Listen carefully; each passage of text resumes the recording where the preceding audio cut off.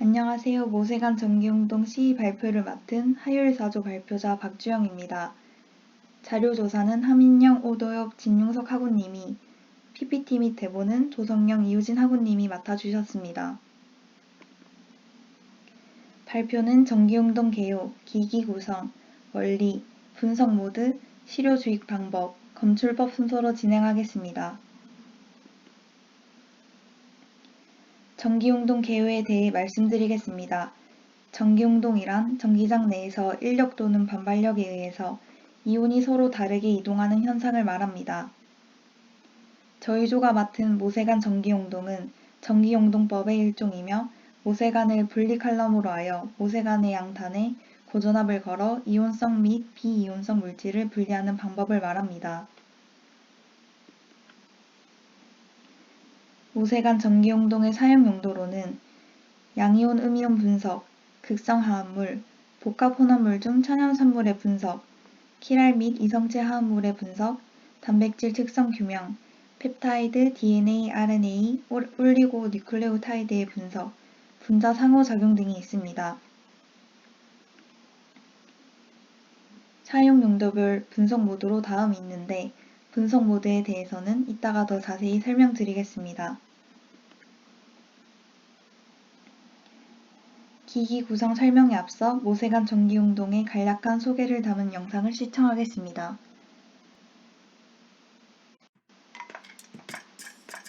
Capillary electrophoresis is a method for separating and identifying fragments of fluorescently labeled DNA by passing them through very thin polymer-filled capillaries. The use of capillaries instead of a conventional slab gel makes it possible to apply a much stronger electric field, resulting in faster separation and higher throughput. The process features single base resolution and requires small sample quantities. Applications include STR analysis, assay or sequencing, as well as many other everyday applications used by life science and forensic laboratories. Here's how it works. First, fluorescently labeled DNA samples are prepared for electrophoresis and loaded into the CE instrument. The capillary array is filled with polymer and placed into the sample wells. When the capillary array enters the wells, an electric current is formed and the DNA fragments are moved electrokinetically into the capillaries. Next, the ends of the capillary array are inserted into the cathode and anode buffer. The instrument applies a specific voltage and temperature to control sample migration through the capillary array. The fragments are separated by size, with the smallest fragments moving fastest. The final step is sample detection. As the fluorescently labeled fragments move past the detection window, a laser excites the fluorescent dyes. The emitted light is spectrally separated and recorded by a CCD camera. The CCD camera records the fluorescent signature of each fragment, as well as the elapsed time for the fragment to migrate through the polymer. The raw data is sent to the collection software in the form of a peak, and is now ready for analysis using your choice of software program. This animation is brought to you by Spectrum Compact CE System, a small but mighty CE instrument for your lab.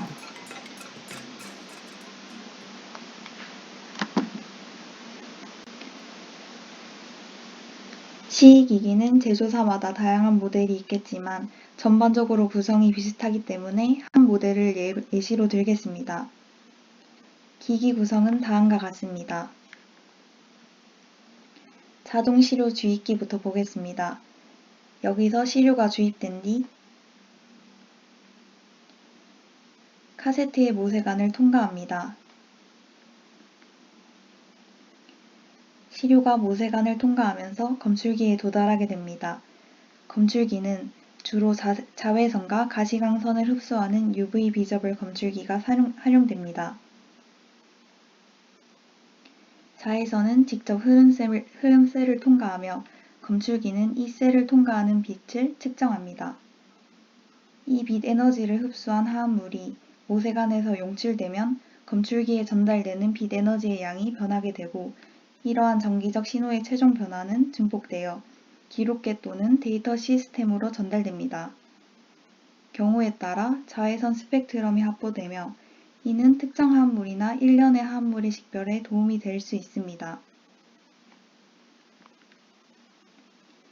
한편 기기 구성의 일부로 완충용액 보충 시스템이 있습니다.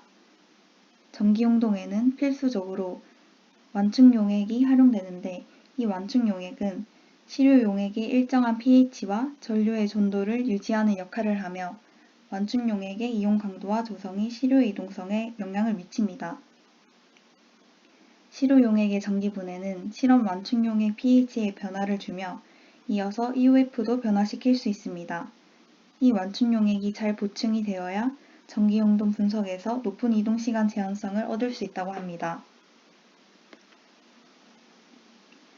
다음으로 모세관 전기용동 분석법의 원리를 말씀드리겠습니다.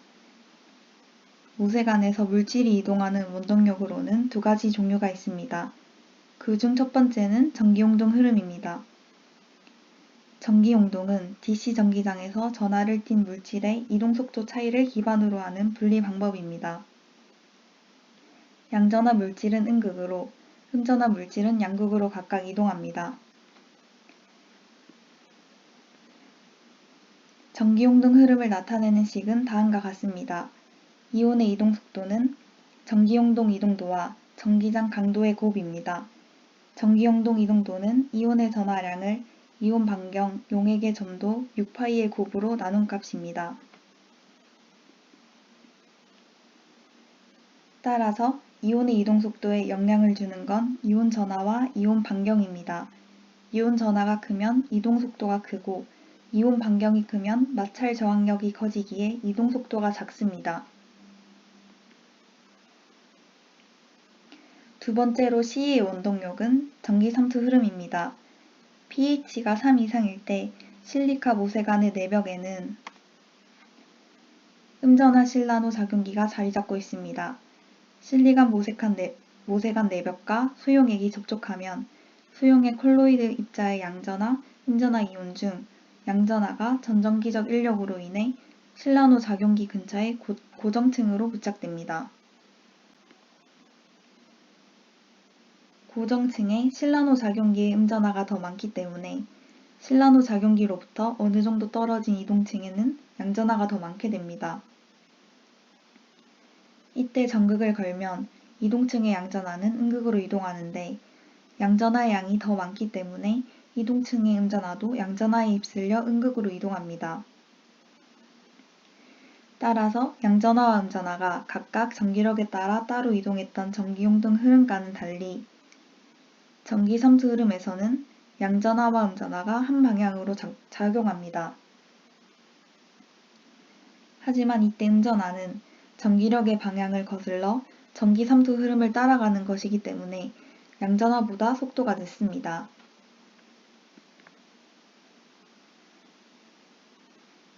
전기삼투 속도는 전기장 강도와 전기삼투 이동도의 곱입니다. 전기삼투 이동도는 제타 전위와 용매 유전 상수의 곱에 용액의 점도를 나눈 값입니다.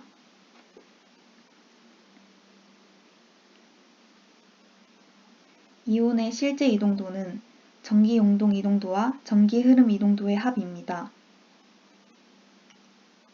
사진을 보면 파란색 하살표는 전기영동 이동도, 초록색 하살표는 전기흐름 이동도입니다. 양이온 물질은 파란색과 초록색의 방향이 일치하며 양전하가 강할수록 파란색이 커져서 큰 값의 이동도를 보입니다. 중성 물질은 전기용동 이동도가 없기 때문에 전기흐름 이동도와 동일한 속도로 이동합니다. 반면 음이온 물질은 파란색과 초록색 화살표 방향이 서로 반대되기 때문에 이를 합하면 가장 느린 이동도를 보입니다. 한편 EOF의 결과로 세 물질 모두 한 방향 음극으로 이동하는 것은 같습니다.